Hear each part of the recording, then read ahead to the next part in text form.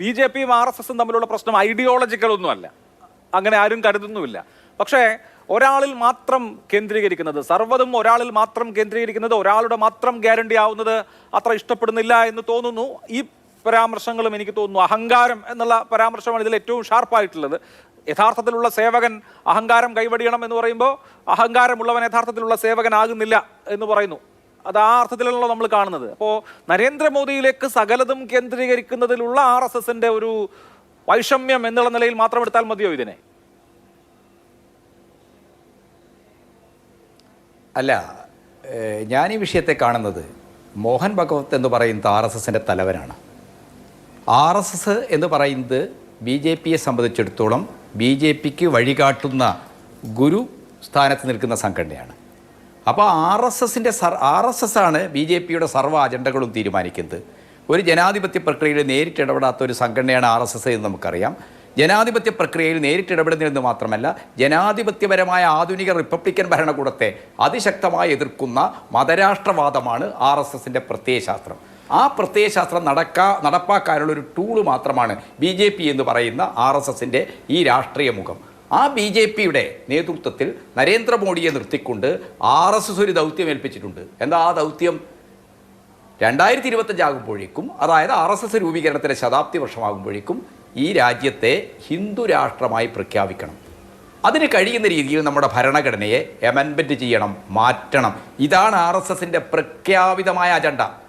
ആ അജണ്ട നടപ്പാക്കാൻ നരേന്ദ്രമോദിയിലൂടെ കഴിയുമെന്നാണ് 2014 മുതൽ RSS കേബുകൾ വിശ്വസിച്ചത്. 2014 തെരഞ്ഞെടുപ്പിലും 2019 തെരഞ്ഞെടുപ്പിലും എത്ര ശക്തമായിട്ടാണ് RSS കേഡർമാർ നരേന്ദ്രമോദിക്ക് വേണ്ടി പ്രവർത്തിച്ചത്. പക്ഷെ 2024 തെരഞ്ഞെടുപ്പാകുമ്പോഴേക്കും നരേന്ദ്രമോദി ഭരണം ഈ രാജ്യത്തെ ജനങ്ങൾ അതിരൂക്ഷമായ രീതിയിൽ തന്നെ വെറുക്കുന്ന അവസ്ഥയിലേക്കെത്തി. ആ ഭരണം സൃഷ്ടിച്ച തൊഴിലില്ലായ്മ, വിലക്കയറ്റം, മണിപ്പൂർ പോലുള്ള ഒരാധുനിക സംസ്കൃതിയുള്ള ഒരു ജനസമൂഹത്തിനും അംഗീകരിക്കാനാവാത്ത പൈശാചികമായ നരവേട്ടകൾ, ഇതിനോടെല്ലാം തന്നെ അതിശക്തമായ പ്രതിഷേധം രാജ്യത്തുണ്ടായി. മുസ്ലിം വിരുദ്ധമായ പ്രചരണങ്ങൾ വലിയ രീതിയിൽ ജനങ്ങളിൽ വെറുപ്പുണ്ടാക്കി. ജനങ്ങളിൽ BJPക്കെതിരായിട്ട് വൈകാരികമായ വലിയ രീതിയിലുള്ള അകലമുണ്ടാക്കി. ഇതെല്ലാം തന്നെ എന്താണ്?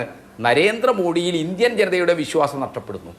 നരേന്ദ്രമോദിയിൽ ഇന്ത്യൻ ജനതയുടെ വിശ്വാസം നഷ്ടപ്പെടുന്നതിന് ഞങ്ങളല്ല ഉത്തരവാദി, മോഡി മാത്രമാണ്, അയാളുടെ അഹങ്കാരമാണ്, അയാളുടെ വ്യക്തിഗത പ്രവർത്തനങ്ങൾ മാത്രമാണ് എന്ന് പറഞ്ഞ് ഇന്ന് കൈകഴുകി രക്ഷപ്പെടാനാണ് മിസ്റ്റർ മോഹൻ ഭഗവത് ശ്രമിക്കുന്നത് എന്ന് നമുക്കറിയാം.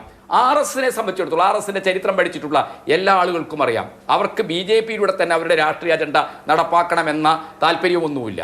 ഇന്ത്യയിൽ കോൺഗ്രസിന്റെ സംഘടനാ ശക്തി ഉപയോഗിച്ച് RSSന്റെ സാംസ്കാരിക ശക്തിയും ചേർത്ത് ഹിന്ദു രാഷ്ട്രം ഉണ്ടാക്കാൻ കഴിയുമെന്ന് 1970കളിൽ അതിശക്തമായി ചിന്തിച്ച മനുഷ്യനാണ് മിസ്റ്റർ ഗോൾവാൾക്കർ. ഗോൾവാൾക്കറുടെ ഇത് സംബന്ധമായ ലേഖനങ്ങളുണ്ട്, ഇത് സംബന്ധമായിട്ടുള്ള പ്രസംഗങ്ങളുണ്ട്. ആ പ്രസംഗങ്ങളിലെല്ലാം ഗോൾവാൾക്കർ പറഞ്ഞ എന്താണ്? എൻ്റെ സ്വപ്നം. ഗോൾവാൾക്കറുടെ സ്വപ്നം എന്തായിരുന്നു? ഗോൾവാൾക്കറുടെ സ്വപ്നം കോൺഗ്രസിന് വ്യത്യസ്തമായ ഒരു ഭരണവർഗ പാർട്ടി ഇന്ത്യയിൽ ഉണ്ടാക്കേണ്ട ആവശ്യമൊന്നും കാര്യമായിട്ടില്ല. കോൺഗ്രസിന്റെ തന്നെ സംഘടനാ ശക്തി ഉപയോഗിച്ച് ഈ രാജ്യത്തിന് ഹിന്ദു രാഷ്ട്രം ഉണ്ടാക്കാം എന്നതായിരുന്നു.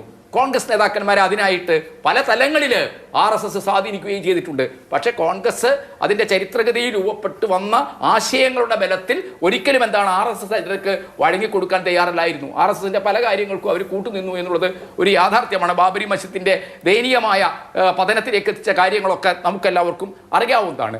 1977 അടിയന്തരാവസ്ഥക്കെതിരായിട്ട് JP മൂവ്മെന്റ് ഉയർത്തിയ വളരെ വൈകാരികമായ ഒരു അന്തരീക്ഷത്തെ ഉപയോഗപ്പെടുത്തിക്കൊണ്ട് RSSകാരായ പഴയ ജനസംഘ നേതാക്കൾക്ക് കൂടി പങ്കാളിത്തമുള്ള ഒരു ഗവൺമെന്റ് ഈ രാജ്യത്തുണ്ടായി. പക്ഷേ ആ ജനതാ പാർട്ടി ഗവൺമെന്റിനകത്തെ സെക്കുലർ ശക്തികൾ, മധുലിമായെ തൊട്ട് ആ ഗവൺമെന്റിനെ പിന്തുണച്ച ഇടതുപക്ഷ ശക്തികൾ വരെ അതിശക്തമായ RSSന്റെ മതരാഷ്ട്ര സിദ്ധാന്തം, RSSന്റെ അജണ്ട, ഇതിനൊക്കെ എതിരായിട്ട് നിലപാടെടുത്തു. ജനതാദൾ ഗവൺമെന്റിൽ പിളർപ്പുണ്ടായി നമുക്കറിയാം, അത് ശിഥിലമായി. പിന്നീട് എന്താണ് RSS?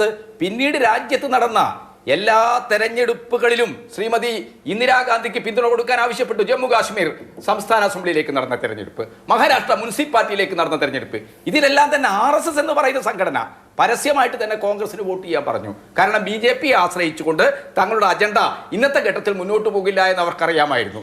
1984 തെരഞ്ഞെടുപ്പിൽ നമ്മളെല്ലാവരും കണ്ടതല്ലേ, ഇന്ദിരാഗാന്ധിയുടെ മരണം സൃഷ്ടിച്ച വൈകാരികമായ അന്തരീക്ഷം. RSS എന്ത് നിലപാടെടുത്തത്? കോൺഗ്രസിന് വോട്ട് ചെയ്യാനാണ് പറഞ്ഞത്. രാജീവ് ഗാന്ധി അതിന് പ്രത്യുപകാരം എന്ന നിലക്കാണ് ബാബരി മസ്ജിദ് തുറന്നു കൊടുക്കുന്നത്. 89 ശിലാന്യാസം നടത്താൻ അനുവാദം കൊടുക്കുന്നത്. അപ്പൊ RSSന് കൃത്യമായ അവരുടെ അജണ്ട നടപ്പാക്കാൻ BJP തന്നെ വേണമെന്നില്ല. ഏത് പാർട്ടി അവരതിന് ഉപയോഗിക്കും. പക്ഷെ BJPയെ RSSന്റെ കൃത്യമായ അജണ്ടയിൽ പ്രവർത്തിക്കുന്ന ഒരു രാഷ്ട്രീയ മുഖം എന്ന നിലക്കാണ് അവർ രൂപപ്പെടുത്തിയത്.